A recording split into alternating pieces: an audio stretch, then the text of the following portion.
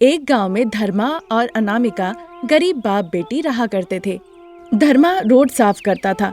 वहाँ से जो पैसे आते थे उससे वो अपनी बेटी को पढ़ाता था और उसकी शादी के लिए भी जमाता था। एक दिन धर्मा जब रोड साफ कर रहा होता है, अनामिका उसके लिए लंच बॉक्स लेकर आती है। क्यों बेटा, इतनी गर्मी में तुम यहाँ क्यों आई? तुम्हें कॉलेज से छुट्टी मिली है ताकि घर में बैठ के पढ़ाई करो। इस गर्मी में मेरे लिए खाना लाने के लिए नहीं और ना ही सड़क के इस तरह धूल मिट्टी खाने के लिए। अरे पिताजी, थोड़ा वक्त मिला इसीलिए लेकर आ गई। चलिए चल के खाना खा लीजिए। अभी नहीं बेटा, मैं बाद में खा लूंगा। तुम अभी घर जाओ, बहुत तेज गर्मी है, तुम काली हो जाओगी, फिर लड़का ढूंढने में बहुत मुश्किल हो जाएगा। तो अभी क्या मैं हूर परी जैसी हूँ और मेरे लिए सारे लड़के लाइन लगा के खड़े हैं? हाँ, और नहीं तो क्या बेटा, तुम्हारा दिल सोने जैसा है। इसीलिए जैसे ही मैं आपके पास आई घर जाने के लिए कहने लगे ताकि मैं धूप में पिघल ना जाऊं। बहुत बात हो गया बेटा, अब घर जाओ, जाके पढ़ाई करो। नहीं पिताजी, मैं जाके टीवी पे सिनेमा देखूंगी। इस गर्मी के समय में पानी की परेशानी, करंट की परेशानी कितनी है हमें पता है। धर्मा जहाँ खड़ा था उससे थोड़ी ही दूर सिद्धू नाम का एक खिलौना बेचने वाला रास्ते पे खिलौने बेच रहा था। खिलौने ले लो खिलौने, आओ बाबू आओ, सस्ते सस्ते खिलौने, छोटे हो तो अपने लिए, बड़े हो तो बच्चों के लिए, आके खिलौने ले जाओ, आइए बाबू आइए। इस तरह वो बेच रहा होता है। उसकी आवाज सुन के अनामिका बिल्कुल छोटी बच्ची की तरह भागते हुए खिलौने वाले के पास जाती है। उन खिलौनों को देखकर अनामिका बहुत खुश होती है। उसे बड़ा ही आनंद होता है। अनामिका को सारे खिलौने बड़े पसंद आते हैं। फिर वो धर्मा को देखकर, पिताजी पिताजी, मुझे एक खिलौना खरीद दीजिए ना। बेटा कितने का है? 500 रुपए बाबू। बाप रे, 500? अरे नहीं चाहिए। आप पहले ग्राहक है, ठीक है 400 में दे दीजिए। हम दोनों के बीच लड़ाई किस बात की? मेरे पास तो उतना भी नहीं है बेटा। अरे पिताजी, एक खिलौना ले लीजिए ना। अच्छा, आप पहले बताइए आपके पास कितने पैसे हैं, फिर मैं बता सकता हूँ आप खिलौने ले सकते हैं कि नहीं। मेरे पास तो अभी सिर्फ 100 रुपए है। 100 रुपए में दे सकते हो? अरे कैसे इंसान है आप, जिंदगी में कभी आपने कोई खिलौने नहीं खरीदे क्या? इस तरह से कहने पे धर्मा बिना कुछ कहे अपनी बेटी अनामिका को लेकर वहाँ से थोड़े साइड में चले जाते हैं। उधर अनामिका खिलौने चाहिए बोलकर जिद पकड़ के बैठी हुई थी। धर्मा चाहे उसे कितना भी समझा ले पर वो सुनती नहीं। वो अपना मुंह बना लेती है क्योंकि उसे खिलौने चाहिए। आजकल तुम बहुत सर पे चढ़ गई हो। रो, मेरे पास पैसे नहीं है। मैं इधर सोच रहा हूँ तुम्हारी शादी कैसे कराऊं और तुम्हें खिलौने चाहिए। इस तरह गुस्से में धर्मा वहाँ से जाके फिर से रोड साफ करने लगते हैं। अनामिका दुखी होके खड़ी हो जाती है और अपने पिताजी धर्मा को देखने लगती है। तब तक रमेश एक खिलौना लेकर अनामिका के पास आता है। ये लो, ये खिलौना तुम्हारे लिए। इस तरह कहने पे अनामिका रमेश को देखने लगती है। मैं तब से देख रहा हूँ कि एक खिलौने के लिए तुम अपने पिताजी से तब से बस लड़े ही जा रही हो, नखरे दिखा रही हो, पर तुम उसमें प्यारी लग रही हो। तुम्हारे उस नखरे को देख के ही मैं तुम्हारे लिए खिलौने लेके आया हूँ। अब तुम्हें लेना ही पड़ेगा, ना नहीं कह सकती हो। रमेश के इस तरह से कहने पर अनामिका थोड़ी घबरा जाती है।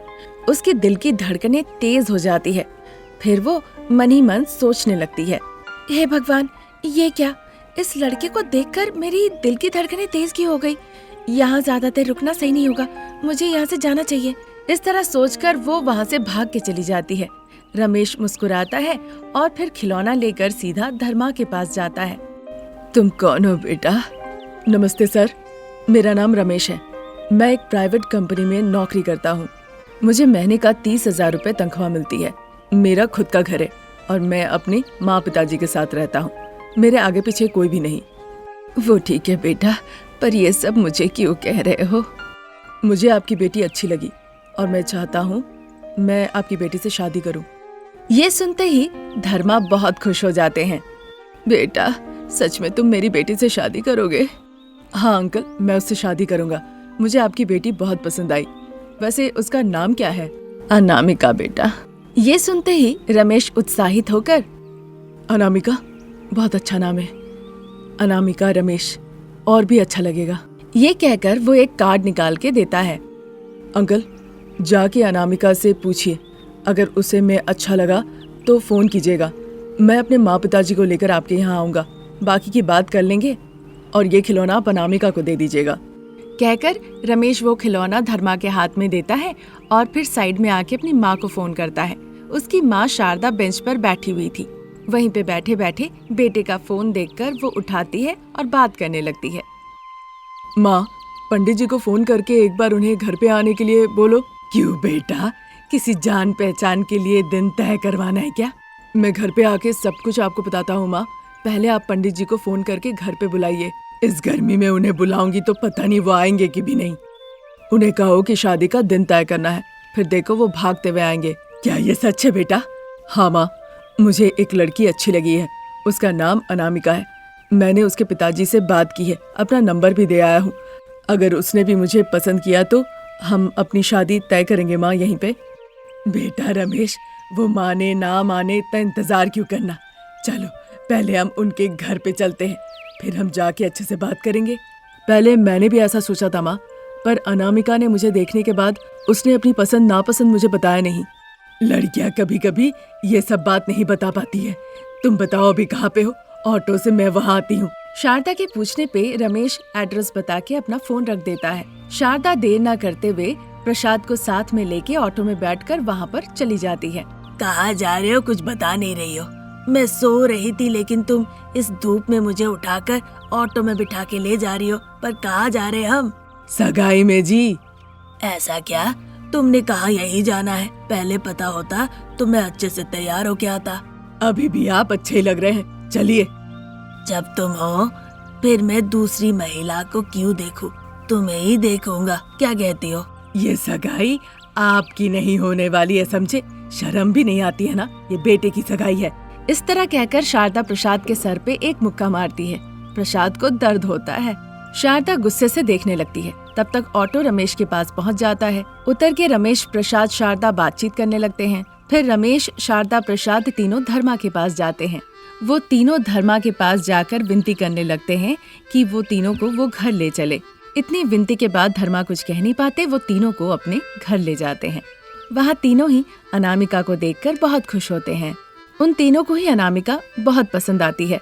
मेरे बेटे को देखकर बताओ पसंद आया कि नहीं। मैं तुम्हें अपनी बेटी से भी ज्यादा अच्छे से रखूंगी। इस तरह से कहने पर अनामिका को भी बड़ा ही अच्छा लगता है। आपका बेटा भी मुझे बहुत पसंद आया आंटी। इस तरह कहने पे शारदा और प्रसाद दोनों ही बहुत खुश होते हैं। शारदा जल्दी से जाके पंडित जी को फोन लगाती है और पूरी बात उन्हें खुल के बताती है। लेकिन पंडित जी परेशान होकर कहने लगते हैं, क्या कहा? रमेश बाबू की शादी तय हो गई है? मैं मान ही नहीं सकता हूँ। आप लोग कहाँ हैं? मैं अभी वहीं पे आता हूँ। पंडित जी के इस तरह से पूछने पे शारदा पूरा एड्रेस बता देती है। देर न करते हुए पंडित जी भी जल्दी जल्दी धर्मा के घर पे आके पहुंच जाते हैं। वहाँ शारदा और बाकी सभी लोग बैठे हुए थे। उन सभी को देखकर, महाशय, दोनों ही बड़े अच्छे दिख रहे हैं। इन दोनों का कुंडली भी मिल चुका है। इनके सारे गुण मिले हैं, अच्छी जोड़ी बनेंगे। इतना कहकर पंडित जी एक दिन तय करते हैं। लेकिन मुहूर्त जो पड़ा वो बिल्कुल दोपहर के वक्त पड़ा। फंक्शन हॉल खाली ना मिलने की वजह से शारदा के घर पे ही मंडप का बंदोबस्त किया गया। फिर शादी का दिन आ गया। लेकिन प्रसाद बड़े दुखी थे। शारदा, मैं पूरा शहर घुमाया, कहीं भी फूलों का बंदोबस्त नहीं हो पाया, न ही टेंट का। अब रमेश और अनामिका की शादी कैसे होगी? इस तरह कहने पे शारदा घर के अंदर जाती है और एक बड़ी सी छतरी लेके आती है। उस छतरी के नीचे रमेश और अनामिका बैठ जाते हैं। पंडित जी मंत्र पढ़ना शुरू कर देते हैं। पंडित जी के मंत्र के साथ साथ रमेश अनामिका के गले में मंगलसूत्र बांध देता है। जितने भी लोग वहाँ पर आए थे उन सभी के साथ साथ शारदा, प्रसाद और धर्मा के चेहरे पे झाइयाँ पड़ जाती है। जैसे ही रमेश अनामिका को मंगलसूत्र पहनाता है, सभी चैन की सांस लेते हैं। अब शादी का आखिरी रिवाज पे सब पहुँच जाते हैं, जब दुल्हन को उसके मायके से ससुराल में विदा किया जाता है। बहन, आज से आप ही उसकी सास है और आप ही उसकी माँ है। भाई साहब, आप उसके ससुर जी नहीं हैं, पिताजी जैसे हैं। इस गर्मी में मैं अनामिका की शादी करा के आपके घर भेज रहा हूँ। परेशान मत होइए भाई साहब, मैं अनामिका का अपनी बेटी की तरह देखभाल करूंगी। हाँ भाई साहब, आप बिल्कुल चिंता मत कीजिए, आज से अनामिका सिर्फ हमारी घर की बहू नहीं है, वो हमारी बेटी है। इस तरह कहकर वो अनामिका को अपने घर में ले जाते हैं। आशा करते हैं कि अनामिका अपनी नई जिंदगी में बहुत खुश होगी। सुबह के 6:30 बज रहे थे। प्रसाद शारदा को जगाते हैं। अरे ओ शारदा, 6:30 बज गए सुबह के, अभी तक उठी नहीं। ओहो, फिर शुरू हो गए। ठीक से मेरी नींद नहीं हुई है, मेरा सर दर्द हो रहा है। अभी मैं 1 घंटे बाद उठूंगी। 1 घंटे बाद उठने से कैसे चलेगा? नाती पोती हमारे क्या दोपहर में स्कूल जाएंगे और हम और बेटा खाली हाथ काम पे जाएंगे? क्या चाहती हो, भूखे मर जाए? प्रसाद की बातें सुनकर शारदा गुस्से से उठ के बैठ जाती है। बहू अनामिका घर पे है ना, वो ये सब कर देगी। बहू कहाँ पे है? वो तो पानी का घड़ा लेके मुफ्त में वाटर टैंक से पीने का पानी लाने के लिए गई है। चली गई है ना, वो तो महारानी है। वहाँ जाके 2-3 घंटे लाइन में खड़ी रहेगी, फिर 1 घड़ा पानी लेके घर लौटेगी। तब तक यहाँ पे ये नौकरानी सारा खाना बना के बच्चों को स्कूल भेजेगी, अपने पति और बेटे को काम पे भेजेगी। कैसी बातें कर रही हो शारदा? वो भी महारानी नहीं है, तुम दोनों ही नौकरानी हो। सास बहू दोनों ही समान काम करती हो। समान कहाँ समानता है? बहू तो जाके 2-3 घंटे बैठ गई और 1 घड़ा पानी ले आएगी। तब तक मैं झाड़ू लगाऊंगी, रंगोली दूंगी, किचन में जाके 2-3 तरह का पकवान बनाऊंगी, बच्चों को स्कूल भेजूंगी, आप लोगों को खाना पैक करके दूंगी। इतना क्या सोचना शारदा, बहू आएगी तो तुम उसी से कह देना कि बहू आज से मैं पानी लाने जाऊंगी, तुम घर का काम करना। तुम पानी लाने चले जाना और बहू घर का सारा काम काज करेगी। वही करना होगा, कोई चारा भी नहीं। कहकर शारदा घर के बाहर निकल आती है। आंगन में झाड़ू लगाती है, वहाँ रंगोली देती है। फिर वो वहाँ से सीधा किचन की तरफ चली जाती है। वहाँ खाना पकाती है। आधे घंटे बाद हरीश और भव्या तैयार होके स्कूल बैग लेकर हॉल में आ जाते हैं। दादी दादी, मैं और बहन तैयार होके आ गए हैं। हमारा स्कूल बस आने का टाइम हो गया है, हमें वहाँ तक ले चलेंगी क्या? हाँ दादी। ऐसा वो कह ही रहे थे कि तब तक शारदा उनके पास आती है। अरे बच्चे, तुम लोगों ने स्नैक्स ले लिया ना? हाँ ले लिया है दादी माँ। इस तरह कहने पे शारदा बच्चों को लेकर बस स्टॉप के पास आती है। थोड़ी देर में बस आ जाती है। शारदा बच्चों को बस में चढ़ने में मदद करती है। बस चले जाने के बाद शारदा घर वापस लौट आती है। अरे ओ शारदा, मैं और बेटा तैयार हो गए हैं, कुछ खाने के लिए दे दो और लंच बॉक्स पैक कर दो। अब मैं क्या कहूँ, लंच बॉक्स तो पैक कर देती हूँ, पर अभी खाने के लिए कुछ नहीं बना। खा के नहीं जाएंगे तो वहाँ काम कैसे करेंगे शारदा? शारदा ऐसा कह ही रही थी, तब तक अनामिका घड़े में पानी लेकर घर लौट आती है। अनामिका को देखते ही शारदा का मानो गुस्सा सर पे चढ़ जाता है। अरे बहू, कल से पानी लाने के लिए मैं जाऊंगी और तुम घर पे रह के घर का सारा काम करना। ठीक है माँ जी। पिताजी बस 10 मिनट इंतजार कीजिए, मैं उपमा बना देती हूँ, खा के निकलिएगा। ये वजन लेके कब तक खड़ी रहोगी बहू? पहले जाके इसे रखो। रमेश किचन में जाती है उस घड़े को रखने के लिए। एक जगह घड़े को रख देती है। तब तक रमेश अनामिका के पास आता है।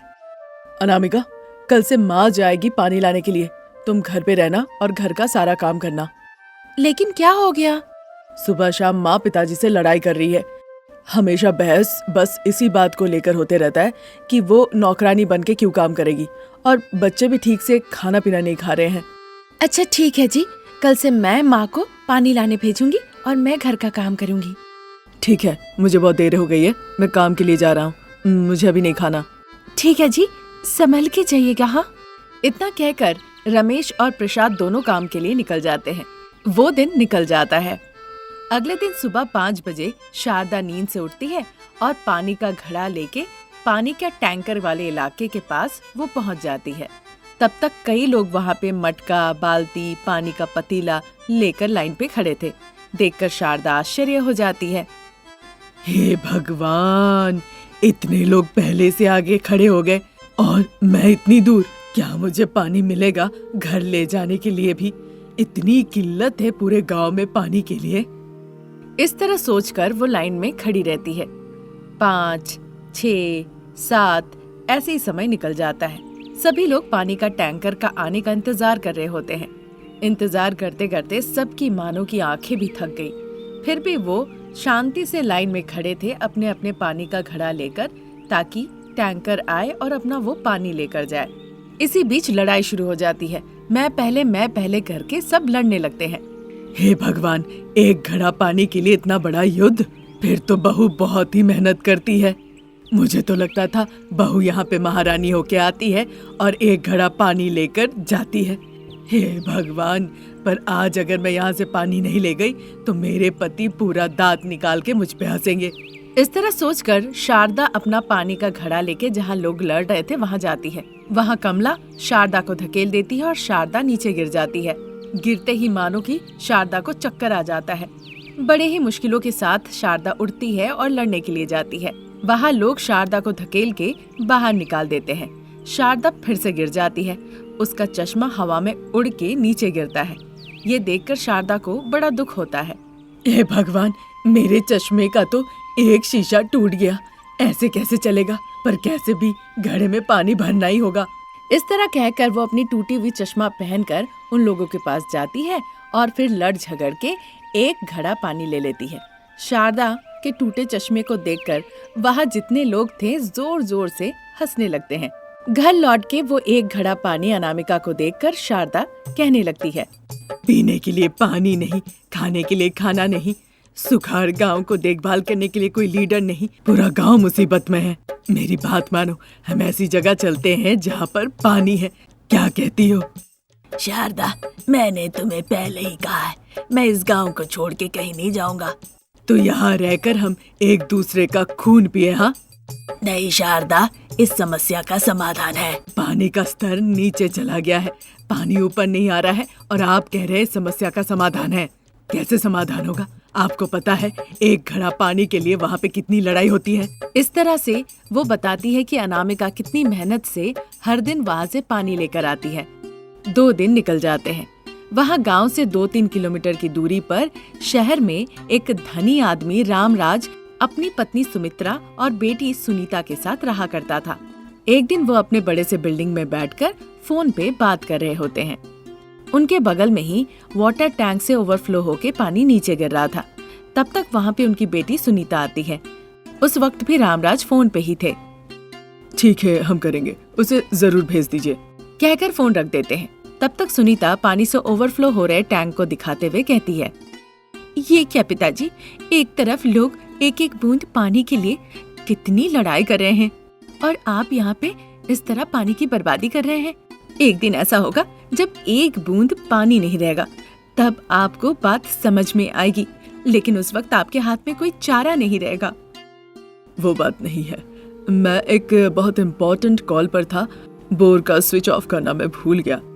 ऐसी बात है पिताजी, फिर मैं आपसे एक सवाल करूंगी, आप सही जवाब दीजिएगा। जरूर बेटा, मैं अपनी बेटी से झूठ क्यों कहने जाऊं भला। अगर आप मेरा हाथ पकड़ के सड़क पार कर रहे होते और अचानक से आपको एक इम्पोर्टेंट कॉल आ जाता, तो क्या आप मेरा हाथ छोड़ के ऐसे ही चले जाते? कभी नहीं बेटा, मैं तुम्हें कैसे भूल सकता हूँ। 2 मिनट पहले मैं उस फोन को होल्ड पे रखता और तुम्हें रोड क्रॉस करवाता। तो बेटी के साथ खून का रिश्ता है तो आप फोन को होल्ड पे रख देते, पर पानी के साथ तो जीवन का रिश्ता है। आपको फोन रखने की जरूरत नहीं थी। 2 मिनट होल्ड पे रख के आप स्विच ऑफ कर सकते थे, पानी बचा सकते थे। Wow, good baby. इस तरह बेटी ने जब पानी की समस्या के बारे में समझा के बताया तो वो बहुत खुश हुए। इस तरह दिन निकल रहे थे। एक दिन शारदा जब पानी लाने जाती है, उसे चोट लग जाती है। ये देखकर अनामिका को बड़ा दुख होता है। वो सभी गांव वालों को बुलाकर एक मीटिंग करती है। टैंकर के पानी के लिए हर दिन हम एक दूसरे से लड़ाई करते हैं, किसी न किसी तरह से लोगों को चोट पहुंचती है। हम क्यों ना कोशिश करके एक बोर का बंदोबस्त करें। उसकी बातों पे सभी मंजूरी देते हैं। उसके बाद सभी लोग कुछ ना कुछ पैसे जमा करके वहाँ पर वो एक बोर पंप लगाते हैं। उससे अच्छा पानी निकलता है। देखकर सभी लोग बहुत खुश होते हैं, पर उस पानी को बहुत ही सावधानी से वो इस्तेमाल करते हैं। इस तरह अनामिका के उत्साह से सिर्फ उसके घर में ही पानी की समस्या का समाधान नहीं होता, बल्कि पूरे गांव में हो जाता है। इस तरह सारे गांव वालों का पानी का समस्या का समाधान हो जाता है और सभी खुशी खुशी जीने लगते हैं।